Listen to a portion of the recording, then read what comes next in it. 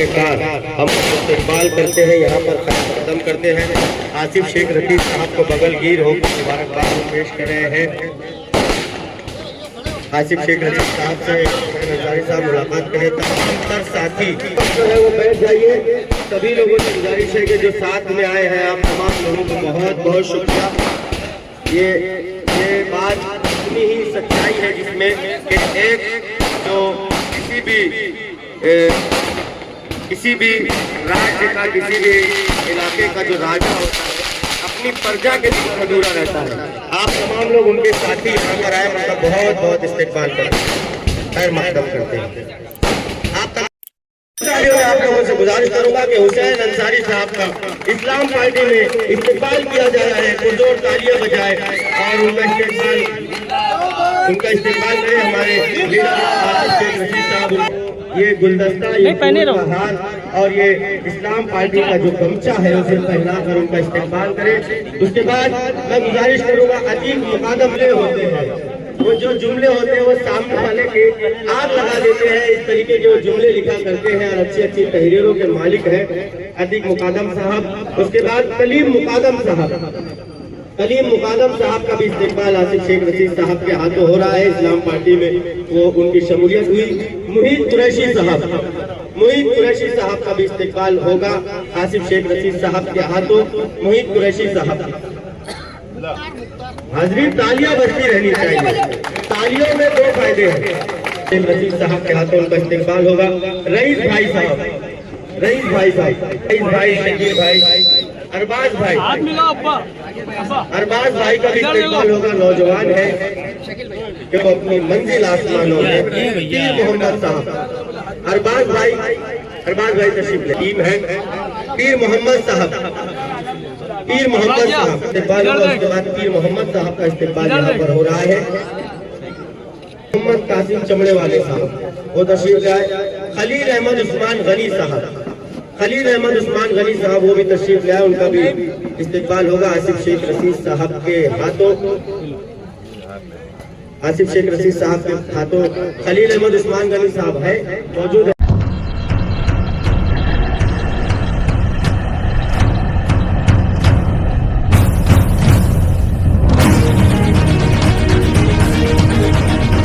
आसिफ शेख रफीक साहब का इस्तेमाल किया जा रहा है शॉल के जरिए। पुरजोर तालियों में हाज़रीन इस्तेमाल करें। ये तस्वीरें जो है बहुत मोहम्मद कासिम चमड़े वाले साहब, खलील भाई और जितने सारे साथी आज मेरे साथ आए हैं, मैं यकीन दिलाता हूँ उनको कि मैं आसिफ शेख साहब के साथ अगर आया हूँ, शेख रफीक साहब के साथ, तो बहुत सोच समझ करके आया हूँ।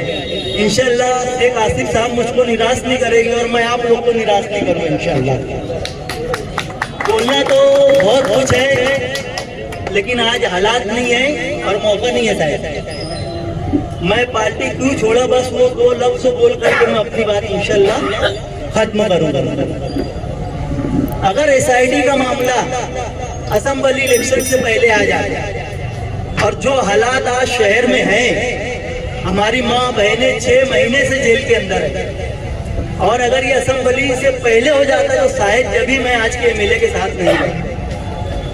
जो उनके अंदर कमजोरी है, जो उनकी आदतें हैं, उससे तो मैं वाकिफ था, लेकिन इतने ज्यादा वो बुज़दिल हो गए, मैंने कभी सोचा नहीं था कि जब हमारी माँ बहनों की बात की आएगी तो बाहर नहीं आएगी। जब आज 6 महीने से आज हमारे घर का अगर एक आदमी जेल में होता है, पूरी खानदान की नींद साहब हराम हो जाती है। आज हमारे शहर की माँ बहनें जो है 6-6 महीने से वो आदमी के एक भी ऐसे पल का एहसास नहीं है कि उनकी फैमिली या उनके खानदान वालों के ऊपर क्या गुजर रही हो। जब मैंने 6 महीने में ये हालात देखे, हालात तो मैं तुरंत ही देख रहा था। जब पहली बार गिरेश सुमैया मालेगांव आ रहे थे, तो मैंने आज के MLA को बोला कि मुफ्ती साहब वो कोई पद अधिकारी नहीं है, वो एक आम आदमी है। अपन गेट पर खड़े रह गए और उसको बोले तू कैसे पेपर चेक करने के लिए आया है? तो उनके साथ एक पेंडुल रहता, पेंडुल इतना ही बड़ा है वो बोलता कि 1,09,000 वोट तो बोले उनको भी मिली ना। तो मैं बोला भैया जीत के तो अपन आए ना, जिम्मेदारी किसकी है? अपनी है कि उनकी है? लेकिन वो कम बुज़दिल है, उनके आसपास के लोग उनको और ज्यादा बुज़दिल बना देते हैं। दो लफ्ज बोल करके मैं अपनी बात खत्म करूंगा। SIT का मामला हुआ, जिस तरीके से आसिफ शेख साहब ने पूरे शहर में जो लोगों की मदद की, जबकि इनका कोई राइट नहीं था। ये चाहते तो छोड़ देते, अक्सर लोग इलेक्शन हारते ना भैया, 2-2 साल दिखते उठते नहीं है ना। लेकिन आसिफ साहब ने अगले ही 8-10 दिन से वापस अपने लोगों में आ गए, और जो शहर के लिए वो काम करते, उनका जो मिजाज है, उनके वालिद साहब और मेरे उस्ताद शेख रशीद साहब ने जो हमको सिखाया है, बिल्कुल उसके वही रास्ते में वो चले। जब मैंने हालात देखा, जैसे घर में बाप नहीं होता तो पूरा घर यतीम लगता है। शहर में अगर कमजोर MLA तो पूरा शहर यतीम है। यतीम के जैसा ये शहर हो गया है। पूरे शहर की उम्मीदें जो है वो शेख आसिफ साहब की तरफ लगी हुई है। सारे लोग की नजरें जो है शेख आसिफ साहब की तरफ देख रही है, और कहीं ना कहीं अल्लाह के फजल के करम से वो हर एक कोशिश कर रहे हैं जो वो कर सकते हैं। और मैं समझता अल्लाह की तरफ से कोई बात होगी। 162 वोट कोई मायने नहीं रखती। शहर के लोग तो हारे हुए आमदार के साथ वैसी संके लिए, जैसी हारने के बाद शेख आसिफ साहब के साथ लोग जुड़े हुए। ये कोई मैं बनावटी बात नहीं बोल रहा हूँ, ये पूरे शहर के लोग देखते हैं। और मैं शहर के लोग से आज एक बात बताना चाहता हूँ अपने दिल की, कि मैं भी उनके साथ जो काम किया, असेंबली इलेक्शन में जिस हालात में लड़ा, जैसे लड़ा, मीडिया के लोग यहाँ बैठे हुए वो जानते हैं। मुझे नहीं मालूम था कि इतनी जल्दी ऐसे हालात बन जाएंगे, वो आदमी इतनी जल्दी हथियार डाल देगा। अच्छा, सामना करने से पहले हथियार डाल देगा। लेकिन शहर के लोग को मैं अपनी 2 बात बोल करके अपनी बात खत्म करता हूँ कि शहर के लोग, उनसे कोई उम्मीद मत रखना। उम्मीद उससे रखी जाती है जो कोई कोशिश करता है। ये आदमी कोशिश भी नहीं करता है।